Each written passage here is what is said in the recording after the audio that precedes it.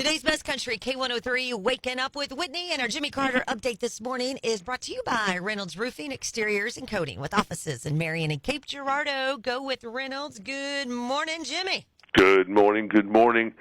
Gary Allan has gotten remarried to Molly Martin. He's been dating her, a fiancée actually, for 2 years.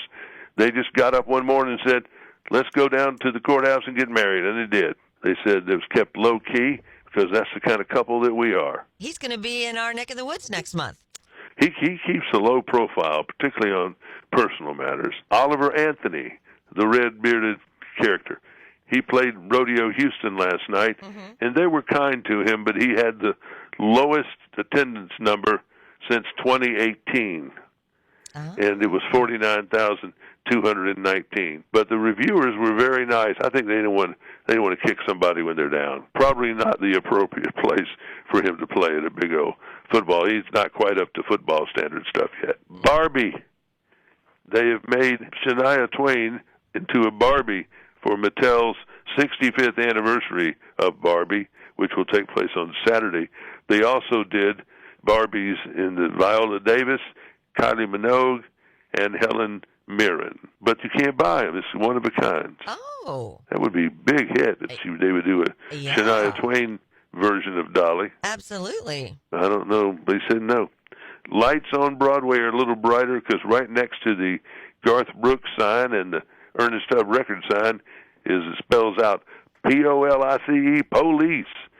Remember, part of Garth's nightclub, he carved out a section on the side so they could have a police substation, so they could have a place to, do their paperwork, and I would hope go to the bathroom and stuff like that. They christened it last night.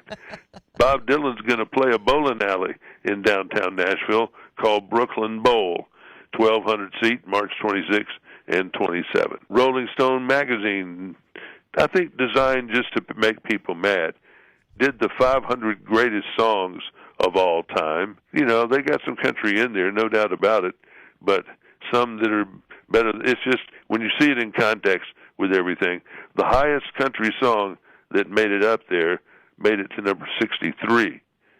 Nothing that was done was worthy of the top 50, only 63. Really? And that was from 1974, Dolly Parton and Jolene. Oh, I thought you were going to say I Will Always Love You by Dolly. Okay. No, that was in there, but it wasn't that high up, really. Okay. Number one song was Respect for Aretha Franklin. Okay. Number two country, down from 76, was Johnny Cash's I Walked the Line, written by Johnny, from 1956. And then number three was He Stopped Loving Her, from 1980. Number four was 1949's I'm So Lonesome I Could Cry by Hank Williams. Way down. At the bottom was $4.99 for Poncho and Lefty, and then there was Goodbye Earl at $4.69. I was just getting ready to ask you if there was a Willie song on there. There's a lot of Willie. Crazy is in there, the one he wrote. Yeah. Blue Eyes Crying in the Rain. He had 3 or 4 or 5. Okay. Maybe as much. He had a lot. And of course, Beatles and Rolling Stones had a good many. Yeah. Not as many as you would think, but a many. And Merle Haggard got in there a couple times, but really none of the newcomers. Interesting. Well, you got to love Rolling Stone. Yeah, they got, I'm glad they're calling attention to those classic songs because that's really, that's really what country is. Exactly. All right, Jimmy, what day is it? It's Wednesday. It is. Okay. It's so hard to remember.